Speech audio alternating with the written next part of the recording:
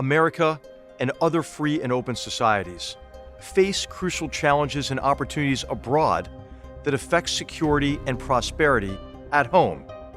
This is a series of conversations with guests who bring deep understanding of today's battlegrounds and creative ideas about how to compete, overcome challenges, capitalize on opportunities, and secure a better future. I am H.R. McMaster. This is Battlegrounds.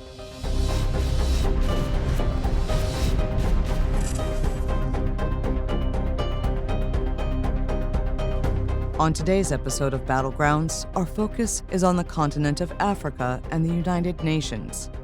Our guest is Vera Songwe, former United Nations Undersecretary General and former Executive Secretary of the Economic Commission for Africa.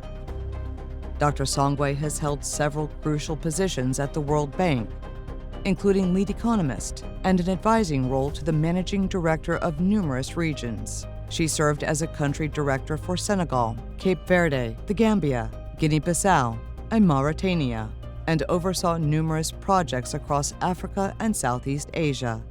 Dr. Songwe is the author of several articles on governance, fiscal policy, agriculture, and commodity price volatility and trade. 51 nations signed the original United Nations Charter by the end of 1945. After years of discussions between allies regarding the need for an international body to promote peace and prosperity. The founding UN members, including only 4 nations of the African continent, sought to build a coalition that overcame the deficiencies of the League of Nations, which failed its mandate to promote peace when one member, the Soviet Union, invaded the territory of another, Finland, in 1939. The UN's initial mission to maintain global peace in the wake of World War II quickly expanded into a variety of efforts, and agencies focused on those efforts, such as health, migration, climate, and culture. From 1945 to 1980, dozens of African nations gained independence from colonial rule and joined the United Nations. African UN members advocated for continued decolonization and expansion of self-governance on the continent. In 1958, the Economic and Social Council of the United Nations established the Economic Commission for Africa, or ECA, as one of the organization's 5 regional commissions. Its mandate is to promote the economic and social development of relevant member states, foster regional integration and collaboration, and to promote African development. The ECA aims to build a more peaceful and secure continent and bolster Africa's economic infrastructure. As the first female ECA Executive Secretary, Dr. Songwe played a substantial role in creating the African Continental Free Trade Area, responded to COVID-19 needs, led an economic recovery, built partnerships with private sector groups, advocated for women in entrepreneurship, and fostered sustainable economic growth. The African continent represents 20% of the Earth's habitable surface. 1.39 billion people, or 17.7% of the global population, live in Africa. The region's 59 countries range from low to high-income countries, and the continent accounts for 2.8% of global economic output. 22 countries are fragile or conflict-affected. The population of Africa could reach 2.49 billion by 2050, about 26% of the world's total, and 4.28 billion by 2100, about 39% of the world's total. The continent's young population and rich natural resources represent tremendous opportunity. But the continent's countries and regions face significant challenges associated with authoritarianism, terrorism and armed conflict, health security, water and food security, energy security, climate change, and migration. We welcome Dr. Songwe to discuss the future of the United Nations, as well as security, economic growth, and development on the African continent. Dr. Vera Songwe, welcome to Battlegrounds. Hey, it's really a privilege to have you here to try to do the impossible, which is to cover the African continent in less than an hour. Thank you so much for joining us. Thank you. Thank you for having me. First of all, Happy New Year to all our listeners and to you, and thank you for doing this. Oh, it's a privilege. It's a privilege to have you here, and I think it's so important for Americans to understand dynamics on the African continent. In the intro, we heard about the complexity, the diversity, the importance of the continent, the dynamic nature of the continent. And I just thought maybe I'd begin with a very general question, so you could maybe share with our viewers what you think the greatest challenges and opportunities are on the continent. Thank you again, and yes, you're right, and this is an interesting time to be having this discussion because we're just coming from the U.S. Africa Business Leadership Forum, hosted, of course, by President Biden, and I think which went very well. So this is hopefully we can continue and have more of these conversations on the continent. The biggest opportunity on the continent is, I think, the innovative capacity of the continent, right?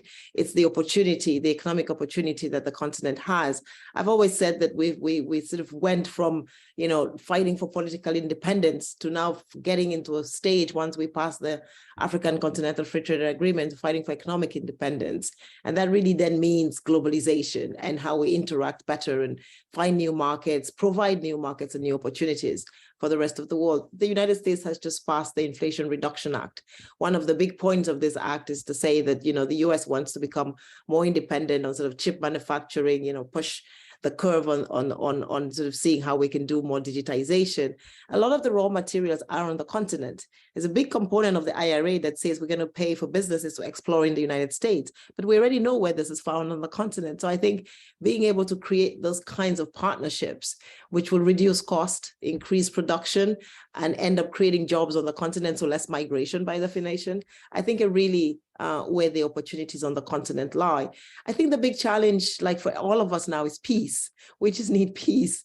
Globally, we need the fear, I think, as we all get into 2023, is that we're going back into sort of a splintered world.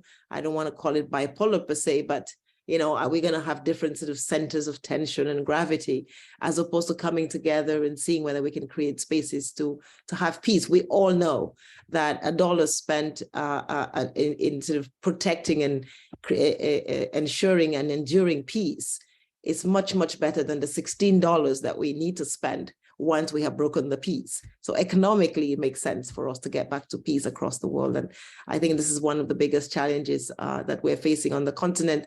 We have, coup d'etats. We continue to have a lot of civil strife in the Libyas of the world that are creating, a Sahel that is unstable. We still have pressures coming from Boko Haram and the rest of the world in Mozambique. And so we also need to be able to address those issues, which are global issues, but are being played out in an African theater. Vera, it is this combination of economic drivers and political drivers, right, of violence on the continent. And what's great about having you on this program is that you're much more than an academic. You've been involved in implementation and running programs to address these challenges and overcome them. Could you tell our viewers a little bit more about what you worked on in the World Bank to overcome some of these challenges, to provide people with hope and employment, and in a way that hopefully can reduce the violence and the drivers of conflict? I mean, I think you raised nearly $50 billion in investment in low-income countries, and how are you deploying, or how do you think those investments ought to be deployed, and what outcomes would you like to see in the areas of economic development, but also, as you mentioned, security, and maybe even incentivizing necessary political reforms? No, thank you very much. I think at the World Bank, I was working on what we call the World's Fund for the Poorest, which is IDA, the International Development Association. So the World Bank has two different pieces of its structure. One is for the more emerging developing countries, the IBRD, International Bank for Reconstruction and Development, which was created immediately after the war. And then we have the IDA Fund, which is the fund for the poorest. And there we were able to raise over $50 billion for development of those countries. But even more recently, just a year and a half ago, with what we call the special drawing rights, we were able to raise $33.5 billion, again, for the continent in the middle of COVID. And a lot of those resources went to see how can we ensure that countries have access to the vaccines, that, once there is a crisis, as we all saw, African economies were losing anywhere in the order of $6 billion a month because of the shortages that $60 billion a month because of the shortages that we were witnessing across the world. If you take an economy like Morocco, that is a tourist economy, totally shut down under COVID, Seychelles, Mauritius, Kenya. And so what we were trying to do was see whether you could also put some resources, what you call social safety nets, which is sort of income transfers to some of the poorest people. Not very different from some of the packages that were issued in the United States. I think on the under IDA, what we try to do is, for many of these low and poorer economies on the continent, the first thing that you need to do is build institutions. Building institutions, sometimes people don't realize, is not, there's no fancy building that you go and cut, right? There is no, but when you talk about building institutions, you go from, say, a country that has access to a growth program. I take Senegal, for example, before, which was growing at 2.3%, and today is growing at 6.7%, because in the interim, we're able to work with them to improve on their business procedures and bring more businesses into the country, improve on energy supply. So, once you have a doing business framework that is respected, acknowledged, and recognized by the international community and the private sector, more business flows. If you take a country like Niger, you go from tax revenues to GDP at 5%, and you work with them and you grow it to 8-9%, it means that they have a lot more fiscal space then to invest in infrastructure, which can then create jobs and bring the foreign direct investment in. And many of these examples that we get in Mauritania, that went from, you work with them to see how we can review and revise some of their shipping regulations so that businesses that are shipping on the shores of Mauritania, and by the way, that a western coast of Africa has some of the best shrimps in the world, if not the best shrimps in the world. But then we need to protect them in this age of biodiversity and conversations on climate, is to see, from Guinea-Bissau to Senegal to Mauritania, how you can ensure that that works well, police the shipping boats, make sure. So these are the kinds of things that those resources go towards. So initially, you may not see the direct benefit, but in Mauritania, for example, then creating jobs for over, 20,000 women, because the fishing industry is essentially the men go out onto the seas, but the women do a lot of the business that is the manufacturing part of that process. So I think that's where we put those resources to. Today, a big conversation around getting additional resources is really for infrastructure. We still have 600 million people on the continent that do not have access to energy. This is just individuals, let alone talking about energy for industrialization, which is, mission critical. And so how can we make sure that we make those things work? One of the things we did was to then see if we can pool our resources. We haven't yet succeeded in creating a Hoover Dam, right? And so, seeing how one can use that sort of a collective resource across the continent. We hope that with DRC, we can do something like that using the Inga Dam and inspiring ourselves from the US example. So Vera, I'm thinking of two I's, right? Infrastructure and institutions, which you brought up. And I know that you worked very hard on the UN Economic Commission for Africa's mandate and as the executive secretary. And of course, I'm sure you encountered a heck of a lot of challenges to improving economic growth and development. And some of those lie in the areas of governance, which you can get at through institution building. But what I concluded from time working on corruption and organized crime in Afghanistan is the problem often is one primarily of political will. And many of these political organizations are stakeholders in state weakness, because the weakness of state institutions and functions gives them impunity and license to steal. And I wondered if you might just share with our viewers, how did the commission work to overcome those and other obstacles to growth and development? I mean, I think this is a very good question. I think the question around corruption, and we should call it by its name, and I'm on record saying it's one of the biggest cancers for our continent, is really about how that one brings transparency to the system. And I think we are beginning on the continent to see a lot of that happening.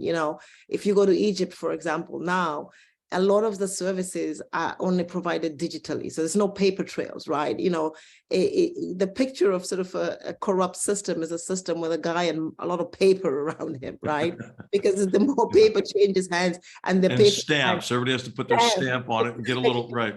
A little rent, Exactly. all the opportunities for rent-seeking behavior. Exactly. Every step creates a rent-seeking opportunity. So if you can digitize those, and the French have a very a good word for it, which is sort of taking away the human piece of the engagement, right? If you have that, then one of the things that happens is immediately you get into a space where you have taken away corruption. And we're beginning to see that, I think, again, in Rwanda, of course, in Senegal, in Cote d'Ivoire, many more countries, the whole sort of tax payment systems is beginning to become more digitized, more, e-taxation.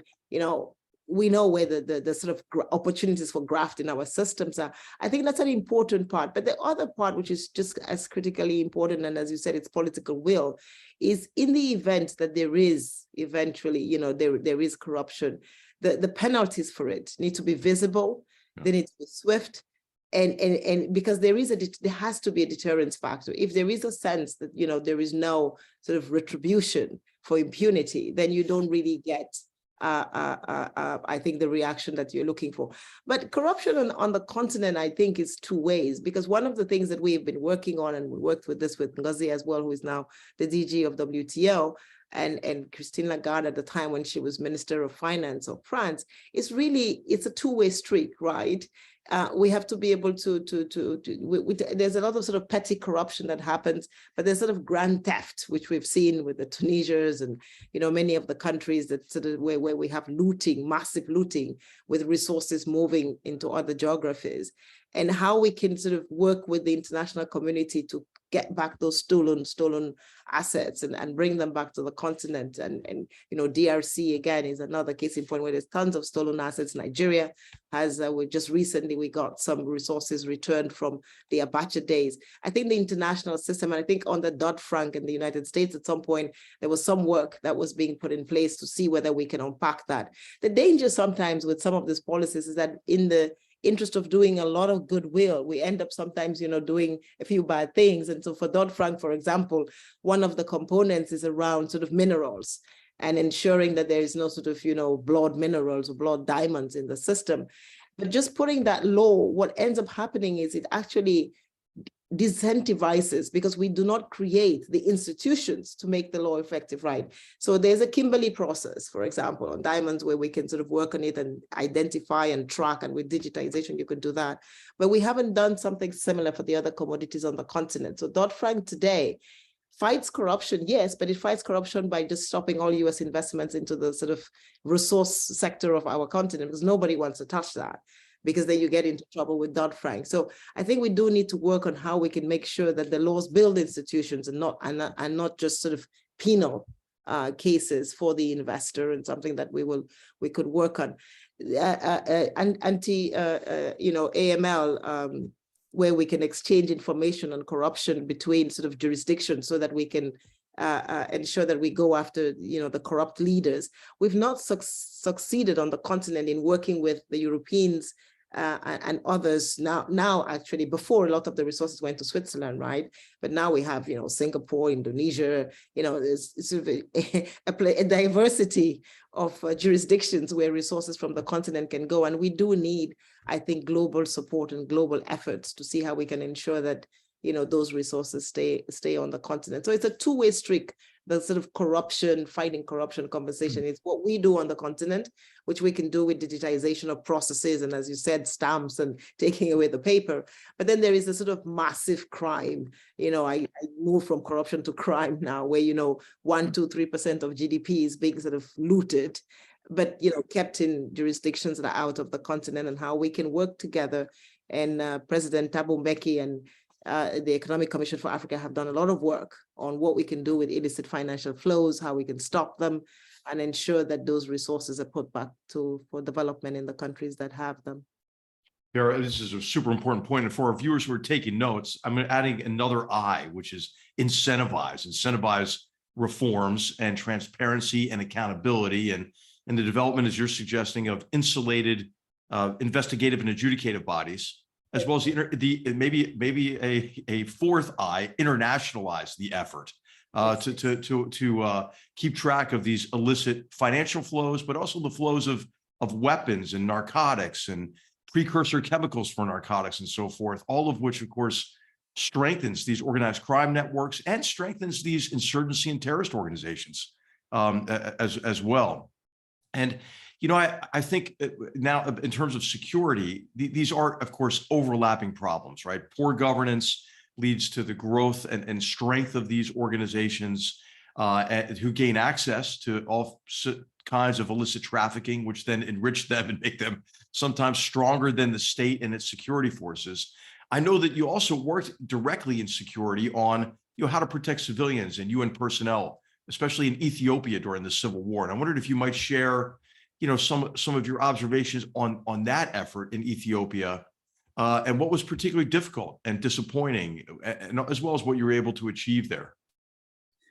Look, maybe just to go back again to that, we started with some numbers. So 50 billion is what we raised for the IDA, the International Development Association for the Poorest. 33.5 billion is what we raised under the the special drawing rights for the continent.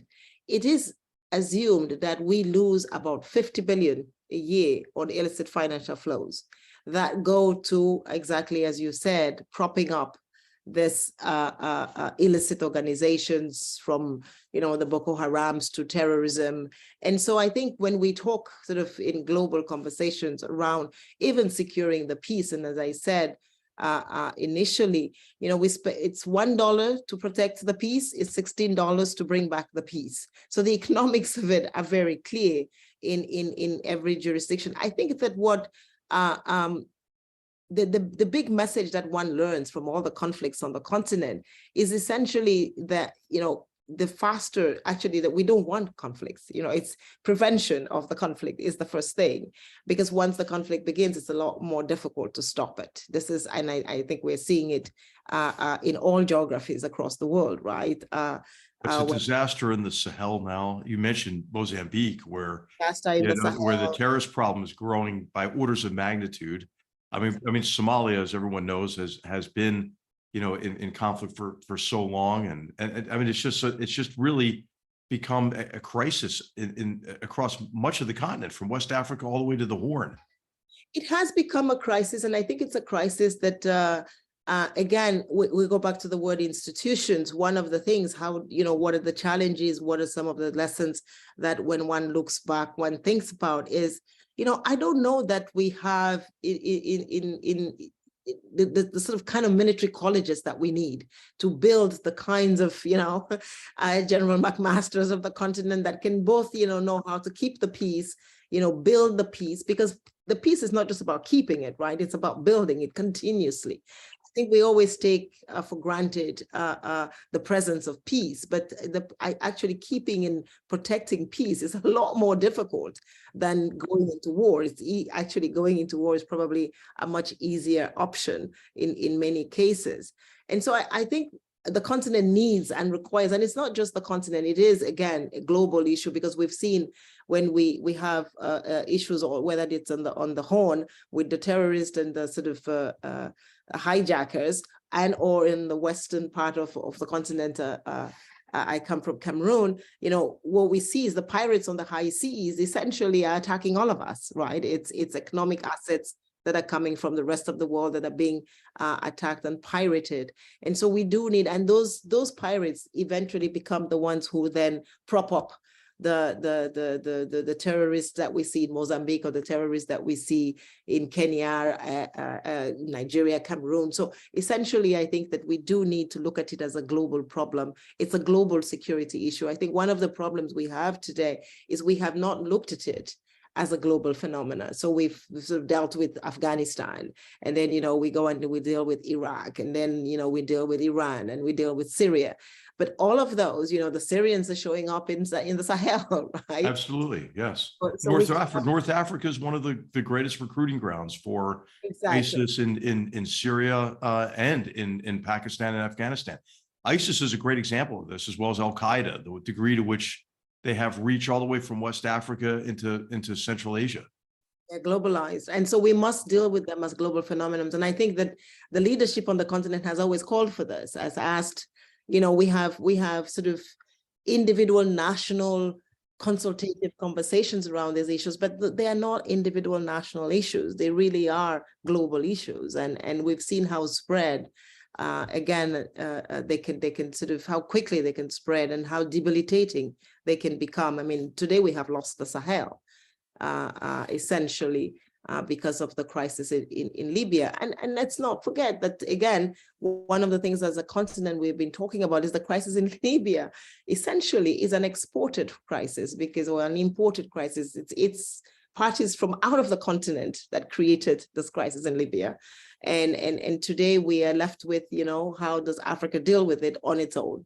And it's I think for the youth of the continent, it's a little bit unfortunate that, but the opportunity again is this youth, I think, are more willing, more ready, and more able to have discussions that are global and finding sort of global solutions to those problems that will, see how we bring peace, not just to Libya, because we need peace in Libya, but we also then need peace in Niger, where you have leaders that have a development agenda for their country, but can never put it in place because every other morning we're dealing with a security issue, or in Togo, or in Burkina Faso today, which was, many years ago, we would have never thought that anything happening in Libya will impact Burkina Faso. But today, Burkina Faso is wrapped into all of the Sahel's problems, and we hope that it doesn't spread even more. And Libya's become a transit country for refugees coming out of the Sahel, much like Mexico has become a transit country for countries that have security issues and economic deprivation in the Western Hemisphere. I wonder, of course, you do need willing partners locally, and some outside powers do not play a productive role, Vera. And I'm thinking, of course, of the Russians and how the Wagner Group has moved into West Africa. I'm thinking, of course, the role that China plays in so many countries that in sort of, I think, pursuing almost, I think you could say, a new form of colonialism with predatory loans and debt traps set for countries, and kind of just the extractive objectives of the Chinese Communist Party associated with minerals, like in the DRC, for example, where you see them employing child labor, or almost kind of a form of slave labor, and so I wondered if you might share with our viewers what your assessment is of the role of some of these other outside powers, especially Russia and China, and what more might be done to partner with local leaders to help convince them, hey, focus on the eyes, right? Institution building, what we're talking about, and pick some different partners to work with. I mean, this is a great question again, and because of the U.S. Africa Business Leadership Summit. I want to go back to this and Dodd-Frank and the minerals, because a lot of our resources, Africa is resource rich. We have, 70% of the minerals that the world needs, but institutions are important. And the reason why, and many people don't know this, the reason why we sell the minerals to China is because the US market is closed because of good intention. The good intention was the US does not like child labor.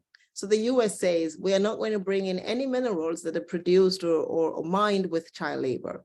So Congress passes a bill that says no child labor.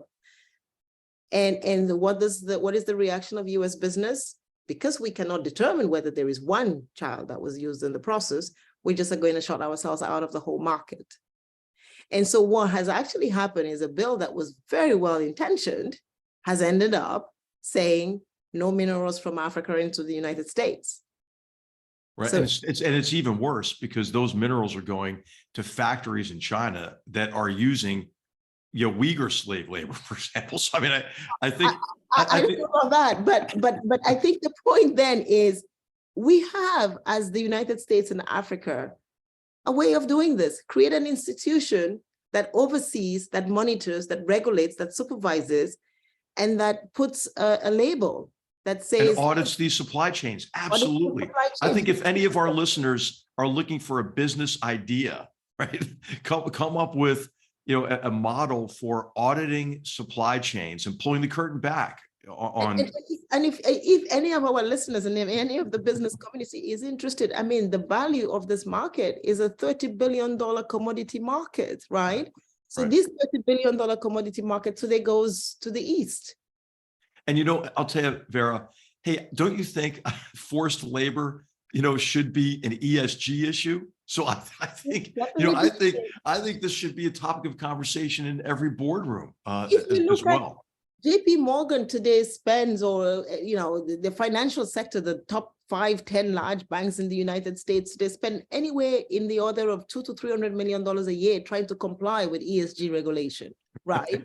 Imagine if we created one institution, $200 million, $300 million a year, to make sure that all the minerals coming out of the continent are certified, are verifiable. We will create even more jobs, interestingly enough, because it will be a service industry to certify every mine that is, producing, whether it's the cobalt, whether it's the lithium, so there is a business case there for it. And I think the US is the leader. Again, I go back to the Inflation Reduction Act and the $65 billion that is in that act to go and source minerals for the United States sort of digitization and independence, I think, and chip industry independence. I think if we worked with and batteries and magnets and everything.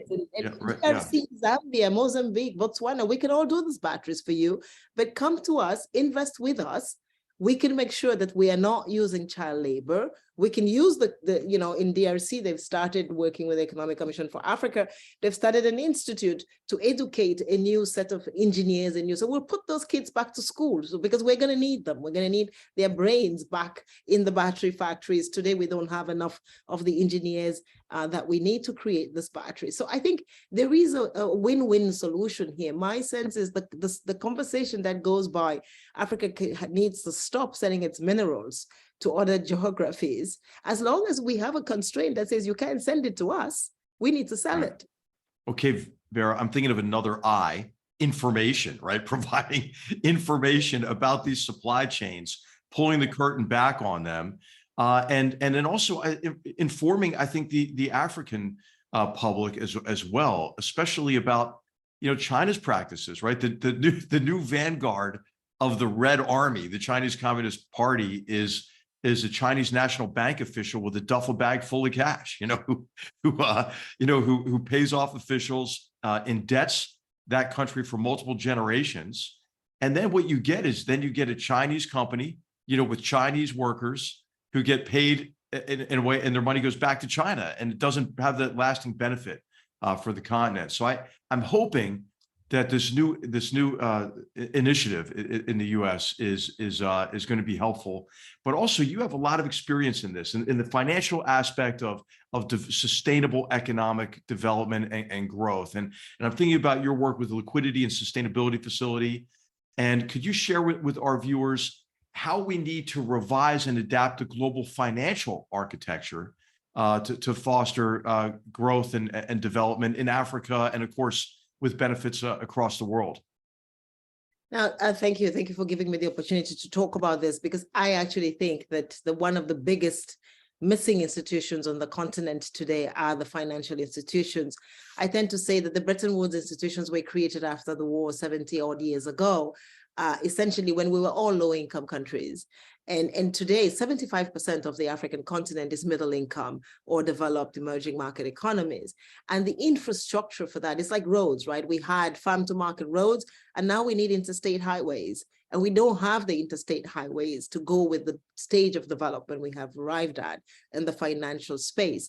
And so what are we trying to do with the Liquidity and Sustainability Facility? Essentially, today, when Africans go to the markets to raise resources for their development, and this is important, critical, and needed, because the sort of development institutions, the World Bank, the IMF, the EIB, and the bilaterals do not have enough resources for the continent to develop. So we need more.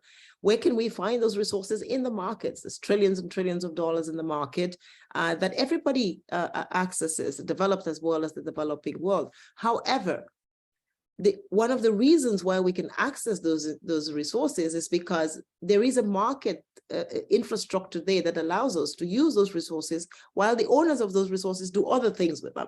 And so there's a whole collateral management system around access to markets in the financial sector that Africa does not have. So when you issue an African bond, or if you go to the markets to get resources, people don't want to buy your paper, or they buy your paper, but they in some sense charge you for the fact of keeping your paper, because they cannot resell your paper. They cannot convert it into liquidity very quickly. So essentially, I don't want to hold paper from Africa that I cannot convert into liquidity, because when I need liquidity very quickly, then, I can, liquefy a US Treasury bill. I can liquefy a UK gilt, but I can't liquefy a bond from a random country on the continent. So then I charge you for that cost of sort of holding illiquid cash. What the Liquidity and Sustainability Facility is doing is to say, we're going to take away that component. We're going to create a secondary market so that you can also make liquid Africa's bond issuances as quickly as you want. That immediately creates more resources in the system. It gives more equity, more liquidity to the system. And I give an example because sometimes it seems very far away. If you look at just a few months ago in the UK, when we had the crisis and interest rates were going up and the UK government could not service its sort of needs, to make its honor its obligations. What did the Bank of England do? The Bank of England came in and provided liquidity to the UK government at accessible rates. It also provided liquidity. A lot of the businesses were able to mortgage or collateralize some of their assets to get liquidity quickly to pay for some of their bills that were coming due, for which they couldn't have access because the markets had essentially shut out on the UK. That essentially is what we're trying to do for Africa. And there is a difference between needing liquidity and going bankrupt or becoming insolvent. The problem on the continent today is the minute a country has a liquidity crunch, we say, oh, they have a debt crisis. So we move them from just having a temporary liquidity crunch to a debt crisis, which is a lot more difficult. The markets react a lot more stringently and penalize you a lot more when you have a debt crisis. If you have a liquidity crisis, which we could solve it much faster and you could continue to grow. So I think we are also giving the space for the continent not to have the sort of fits and starts where every time there is a liquidity crunch, it's converted into a debt crisis, and then we have to sort of fall back to the bottom and start up again. And putting Africa on par with the rest of the developing world that has access to the kinds of resources it needs. We have just seen 5 external crises. We've just talked about the crisis on sort of instability, peace, which is essentially external to us as a global crisis. We have COVID, we have climate, we have inflation in the United States that is also hitting. And so, and then of course, a lot of the political crises on the continent. Once you have all of that, and then we have the shock of China's growth. We talk about China on one side, but China essentially was one of the countries pulling global growth. When China grows from 10% growth to 2.7% growth, it means that it's global demand that contracts enormously. And the rest of the world sort of needs to, today we're worried about sort of a huge reopening of China and whether that will then continue to, fuel inflation, or will it contain inflation, but it has done the reverse as well. So I think we do need to find the kinds of financial instruments that will allow Africa to build an economic base that is more resilient to this kinds of, persistent shocks. And one thing we know for sure is we're going to continue having a lot more shocks in our system. Well, Vera, I think your perspective is particularly valuable on all of these problems because you've worked across all of these problem sets and you understand how they're interconnected. And I think one of the deficiencies that we have in talks about climate and the effort to reduce carbon emissions is those conversations often happen in a way that is disconnected from the need for continued economic growth and development, and it's disconnected from energy security issues, which are really important on the continent. And we were talking a little bit about this artificial concentration of so much of the world's manufacturing on the southeastern coast of China. Well, of course, one of the ways that that's happened is really no or very low ecological standards and standards associated with carbon emissions, right? I mean, I think the Chinese, we're building up to 80 coal-fired plants a year, financing 80 coal-fired plants a year, many of them in Africa. And you've worked very hard on climate issues. Could you share with our viewers what you think is a viable path ahead in terms of reduction of carbon emissions, but also in a way that preserves energy security and allows for the economic growth and development that's necessary to lift people out of poverty, give them future generations a better life to live. Oftentimes, Vera, I think it's kind of a false dilemma. I mean, if we think about these interconnected problems, we can maybe get something done. So I know that you co-authored a report on finance for global action. You're part of the roundtable of UN climate champions. You've been involved with this for a long time. what is your perspective? What can we do to have a more rational and effective approach to these interconnected problems? Now, thank you. I think that the climate crisis is the crisis of our time. It is the crisis of our generation today. And I was honored to work with Professor Stern and Nick Stern on this report on finance for climate action.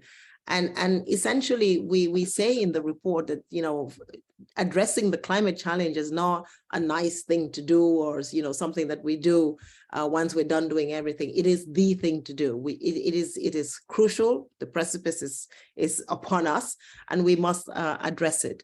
At the same time, part of addressing it is looking at where we are today. We know that 20 countries in the world, of which, the top 5, the United States, China, Germany, India, are some of the largest polluters in the world. And the question then becomes, how can we move from sort of that set of large polluters into a net zero environment between now and 2050?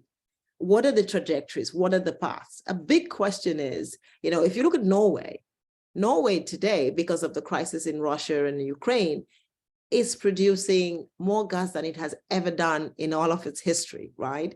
And it has allowed countries like Germany to go from almost 0%, from 23% procurement of gas from Russia to zero today. Essentially, they have substituted all the gas that they were getting from Russia with Norway. This is fantastic with Norway and the Netherlands, by the way. Norway has even gone to reopening some coal plants. And so the conversation that we have on the continent is, if we can afford for a Norway that has all the sophistication, all the technology to quote unquote leapfrog to clean technology, to still go backwards and retrocede into coal, then it is almost impossible not to have the conversation that says Africa, that has an abundant supply of natural gas, should not use its natural gas. Again, the global emissions from Africa are 4% of all the emissions of the world, right? And even if we were able to triple our gas production today, we will only increase that sort of global emissions number from 4 to 5. So the dent that we are making is not big. However, because we are not using gas, which is slightly cleaner, we're using diesel. So half of the car fleet in Nigeria is diesel, right? Half of the car fleet in DRC, or even 60%, every house in Nigeria is powered by a diesel engine. If we could replace all of that, the net benefit, again, is much, much bigger. So I think the conversation here, and prior to the war in Ukraine, there was a conversation about no use of gas. Now we talk about energy security. The United States is exporting gas to Europe, right? Because the United States is assuring. And I think what we can do is ensure, by working with Africa, which has actually an abundant supply of gas, probably much cheaper to procure, to see how we can fast track that transition. Right. And then once you've done that, can we then do a sort of gas to hydrogen? Absolutely. Building gas to hydrogen cycles, and make sure that we then actually transform. So there are two parts. The first part is the developing world needs to begin to look at sort of pulling itself out of fossil fuels.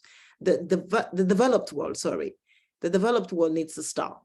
The developing world needs to look at, what is that transition? So for Africa, we have a transition which needs gas.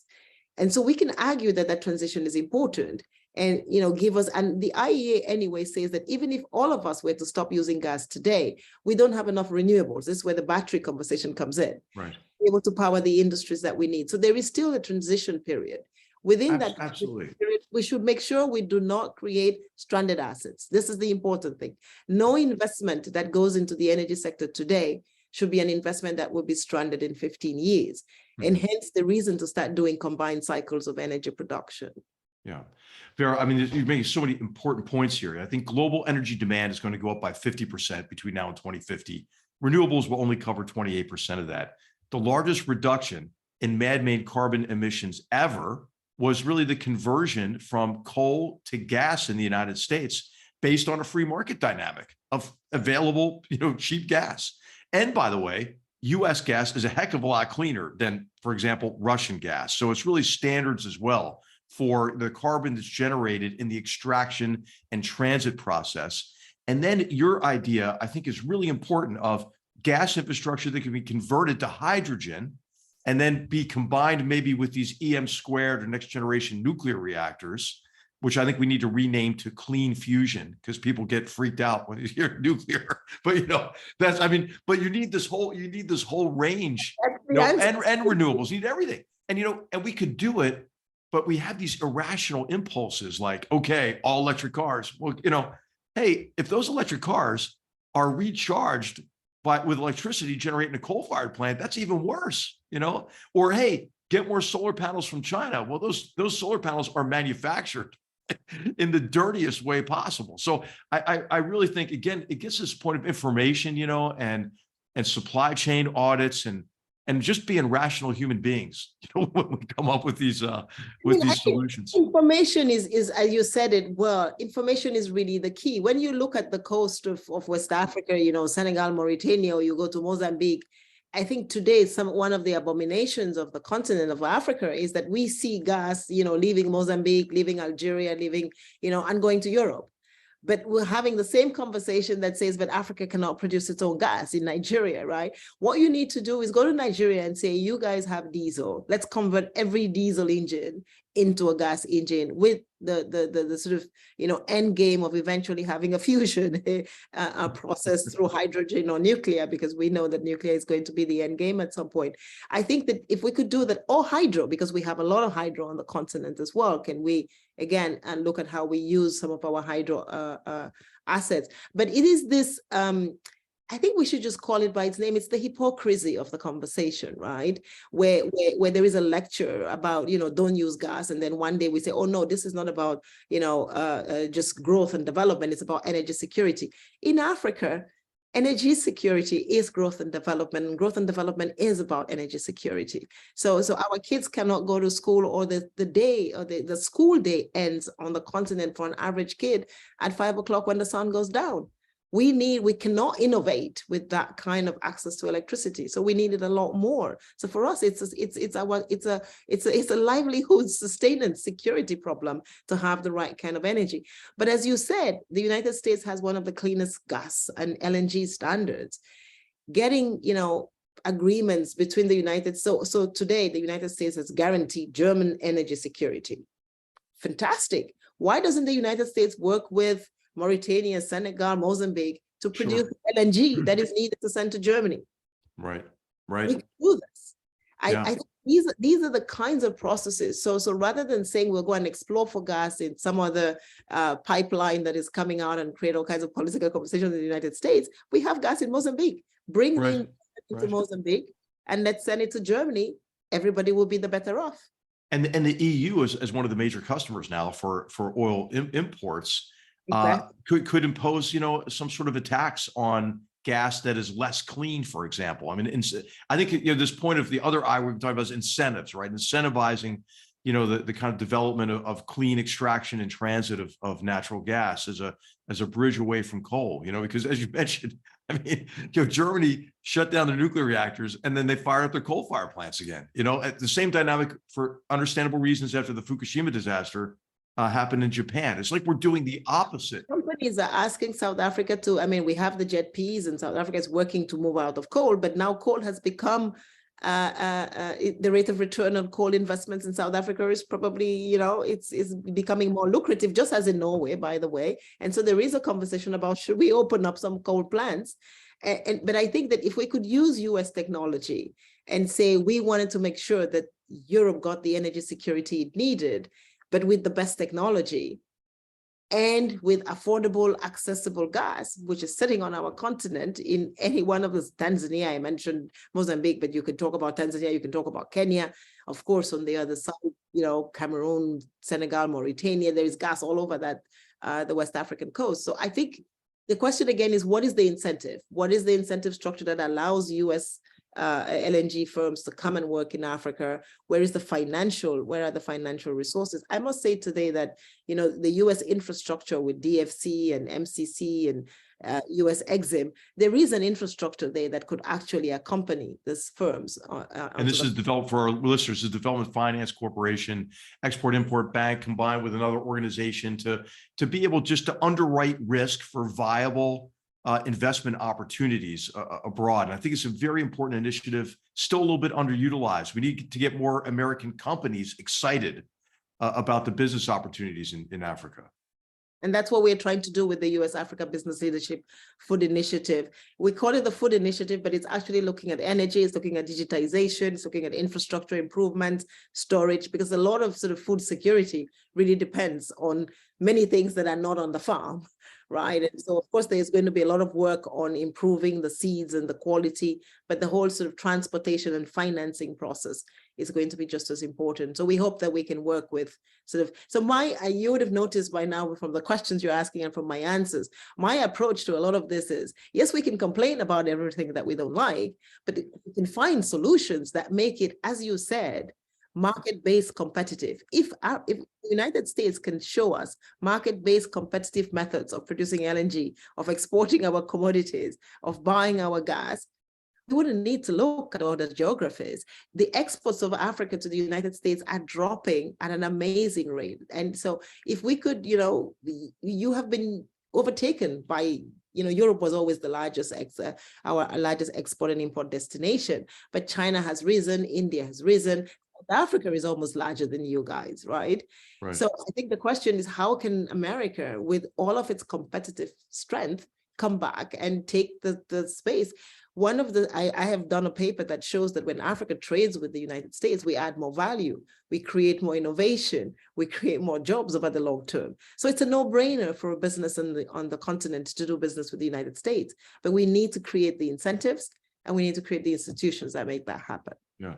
Vera, absolutely. And, the Hoover Institution is the home of Milton Friedman. So this is music to the Hoover Institution's ears about free market solutions, And so I wonder if we might just then talk about aid and what makes aid effective. And I think it's clear from our conversation, you believe that the best aid is a viable sort of economic and financial relationship that unleashes the free market and creates opportunities, right? And in countries that have the institutions to ensure that resources aren't diverted, that there can be an investment in infrastructure and institutions. But what do you think have been the most successful frameworks for international assistance that you've seen? And so I'm thinking of some recent criticisms, of aid. Dambisa Moyo's book, Dead Aid, highlights that donors and recipients form these dependent relationships, right, that benefit the donor more than they do sometimes the recipient, and disenfranchise maybe even the recipient. Or Mark Moyar's observation in a book called Aid for Elites, where he says that aid efforts disappoint because of, as you already mentioned, underinvestment in human capital and underinvestment in institutions. So in your experience, could you maybe take a critical view of aid and then how aid should shift to take maybe advantage of the free market and to be more effective? I mean, I think there are two ways of looking at it. One of them, of course, Jeffrey Sachs and the others who talk about, putting a lot of aid into sort of the social sectors, education, health, and, essentially grant resources, not because when we talk about aid, I think people get confused. So just for the purposes of our listeners, there is in the aid infrastructure, there is grant aid, which is essentially non-returnable resources that are given to countries. And then there is aid, which is loans, which essentially is, but very concessional, cheap, more lower than market price cost loans that are given depending on your development needs and your status of development. So I think if we take the first one, which is the grants sort of component, which is what you get with IDA, the sort of International Development Association part. This is sort of 40-year loans at 10-year grace. Essentially, there's nothing to pay back. I think Jeff Sachs makes the case for that. Maybe what we need to do is throw it at education, throw it at health, throw it at some of these public goods resources that we need. And then there is a conversation that happens, and I think at the Hoover Institution, you're doing a lot of work already on this, around infrastructure. Infrastructure, we know, is an investment that over a 10 to 15-year period can begin to make a rate of return that the markets accept. As a matter of fact, today, if you invest in energy on the continent, you're making 18%. We have sort of the best investment opportunities on the continent if people will just sort of, take a second look at it. Solar energy investments on our continent are probably some of the highest in the world today in rates of return terms. in the financial sector the same. I think what we need to do is to say, what is what are those grant resources or concessional resources, and which one do we apply to what segment of the population and the economy? If you have sort of equity type resources, maybe put them in infrastructure, because there is a rate of return which is pretty quick in digitization in the financial sector. I think one of the problems we've had with aid today is that aid sometimes crowds out the private sector. And so in trying to do good, we're essentially holding back development, because we crowd out, a private sector in and of itself. So if you have a banking financial sector that is giving out sort of loans at market rates to the agriculture sector, maybe at, let's say, at 3%, and you bring in an aid program, that says, oh, we want to bring some aid, we're going to give out loans at 1%. The bank closes down, you give out loans at 1% for 1.5 years. Clearly, you are not making any returns, because the bank had established that the market break point was 3%. You give it at 1% for, however the terms of the grant are. After 2-3 years, you close down, but the bank is gone. And so essentially what you have done is you've sort of taken away a market for a much longer period, because you were trying to sort of do good. I think one of the things with the donor communities, we try to get this very quick results very quickly, at the detriment sometimes of building long-term sustainable institutions. And so again, 70 years later, a lot of the development on the continent is happening in the private sector, is happening with government-owned finances. And so aid must be an addition to that, and not sort of, right now, we in many of our economies, we kind of still have the tail wagging the dog, right? We sort of have the aid resources determining policy. And that cannot be the case in an economy. If you look at the Nigerian economy, aid is a very, very small fragment of that. And so it's very difficult to have aid being sort of useful. So then you have a small community that kind of hijacks the aid and does, not necessarily market creating, market enhancing, or market developing activities. Then you get the criticism around the aid. But when aid works and works well, then, we've seen it do very, very good things in many countries, Nigeria, Niger, particularly the conflict affected countries, Guinea-Bissau, where you've really seen aid do transformational things. In the developed countries, of course, we've worked, with some of the more emerging market economies in the Seychelles of the world and Mauritius to sort of support their financial sectors, strengthen the infrastructure for regulation, because, as you develop, the sort of needs that you have are slightly different. You need basic infrastructure, but as you go up, then it's sort of how you immerse your economy into the rest of the world, and that is mostly regulation. So we've done a lot of that with aid, and it's very effective if it's done well, and if it's done with the countries, as opposed to done as a Washington consensus that is being imposed on those countries. But now in most of the African countries, if not all, the leadership, when well chosen, is educated in the same schools. So it's very easy to have those conversations about the direction of development. Vera, the last two questions I have, because we're out of time already, but there's so much to talk about, is a follow-on to that in terms of medical assistance. And I'm thinking, of course, of PEPFAR, the President's Emergency Plan for AIDS Relief that was initiated under George W. Bush. That was a successful initiative. You've been involved in trying to get COVID vaccines and vaccine manufacturing into Africa, and I'm sure you've encountered obstacles there. But I wondered if you might share your thoughts on medical assistance and medical health security issues on the continent, and maybe with PEPFAR as an example, and then maybe also talk a little bit about education. Right, by 2030, young Africans are expected to constitute 42% of global youth, but a low percentage of those young people are in school. I think it's for example, half of the children in sub-Saharan Africa between the ages of 6 and 11, I think, and half of the children between the ages of 12 and 14 are not in school. So could you maybe, I know it's impossible to cover this, but could you talk about health security and also education and what the trends are and what more might be done to improve health security and education? First of all, let me just add, because I think I know it's the 20th anniversary, it's the 20th to 25th anniversary of PEPFAR. So I just want to say, I mean, it has been probably one of the most successful signature projects of the United States on the African continent. And part of the success of PEPFAR has been that it has worked with local institutions. It has strengthened local institutions, both from service provision to research and technology. And now the new head of PEPFAR, of course, Dr. John Kengasong, is looking to see how one can open up that a little bit more. I think these are the kinds of initiatives we must build on, understand why they work so well.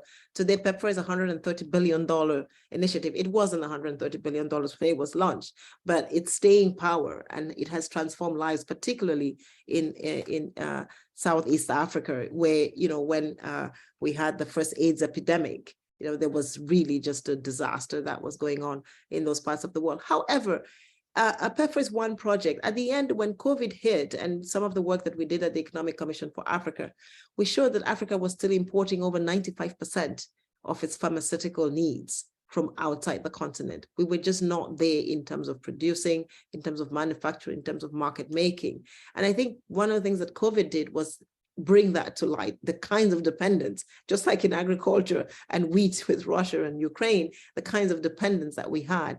And I think part of it is linked to education. If we don't have the right research, if we're not educating our kids enough to go into the right sort of, segments of research for education and for production of pharmaceutical components, but also creating markets with regulation and incentives, then we will never be able to, I think, get the kind of health security and education security that we need. So I think one of the things that we're working on now with the United States, we hope another kind of presidential initiative comes out of it, is this food security initiative, where we can do some research on what are the right kinds of commodities that we need. How can we produce more on the continent for the rest of the world, so we don't have wheat independence in one geography of the world? Maybe we can spread it out, and Africa has the ability to be one of those geographic locations where we do that. But again, it's education, right? It's what kind of wheat resilient wheat in this climate, sort of rapidly changing climate environment that we are in today. And so the whole sort of education conversation is education for what? And what are we going to use the youth for? It's not about sort of, for a very long time, we put kids to school, 90% of our kids in school, but maybe only 40% of our kids are actually learning something that is useful for the future. And I think that's the conversation we need to have around education, is education for what kind of agriculture, education for what kind of technology, education for what kind of health security into the future. We need education for what kind of energy production. We have the hydrogen, but we don't have the engineers to produce it. So we need to come to you to help us see how we can convert our raw material into something that we can actually put to market as a commodity. So I think that kind of educational conversation must come up with, what makes Africa competitive, and how does Africa go from where it is today with commodities and an asset that is its youth, but a youth that is uneducated is a liability. An educated youth is the biggest asset we can have. Vera, well, thanks to you, I think we did it. I mean, we covered a lot of ground, and our team was talking about, like, how are we going to cover Africa in an hour? And I said, well, I mean, maybe just invite the right guest, which we did. I can't thank you. Questions. I can't thank you enough. Any final words for our viewers? No, I mean, as we go into 2023, I think that, again, the world is in crisis, and we're all trying to see how we navigate this crisis. There's a lot of conversation around, friendshoring, onshoring, breaking up supply chains. I think it's right to bring supply chains closer to the economies, but I think that the fastest way that the world grows is through trade, through a more global, more transparent exchange mechanisms. And so I think creating the kinds of infrastructure, that's what WTO is doing. That's what we're trying to do at the Economic Commission for Africa. That's what the AFCFTA is trying to do. But we need a take on Africa that is a new take. There is a new generation of African leaders today that is able to provide the gas resources that are needed in Europe, that is able to provide the wheat that is needed in the world, that is able to provide the chip production that is needed in the United States. But the only way that we do that is that we do it together. and that we work together to create the incentive structure that works for both. And I think we can do that. So my sense is give Africa another look. We have the peace problem and we do need to solve it. So I think we also need to continue working on that end. And I still believe that we need military colleges sponsored by the United States that will help us get, leaders that are a little bit more, that understand the cost of war and the benefits of peace so that we can build that faster. Dr. Vera Songwe, on behalf of the Hoover Institution, thank you for helping us learn more about battlegrounds, or what we hope will not be actual battlegrounds, but learning more about the continent of Africa. We have good battlegrounds, economic battlegrounds. Economic battlegrounds, right. It's a metaphor. It's a metaphor. Economic battlegrounds, yes. and you've helped us learn what more we can all do to build a better future for generations to come. Thank you so much for being with us. Amazing show, and thank you for giving Africa the opportunity to sort of come alive and with the show as well. So thanks for everything you have done. It's an honor to have this engagement with you, and I think many of us think the same. So I speak for many of us. Thank you so much. Vera, thanks. Honor's mine. Thank you so much. Thank you. Battlegrounds is a production of the Hoover Institution, where we advance ideas that define a free society. For more information about our work, to hear more of our podcasts, or view our video content, please visit hoover.org.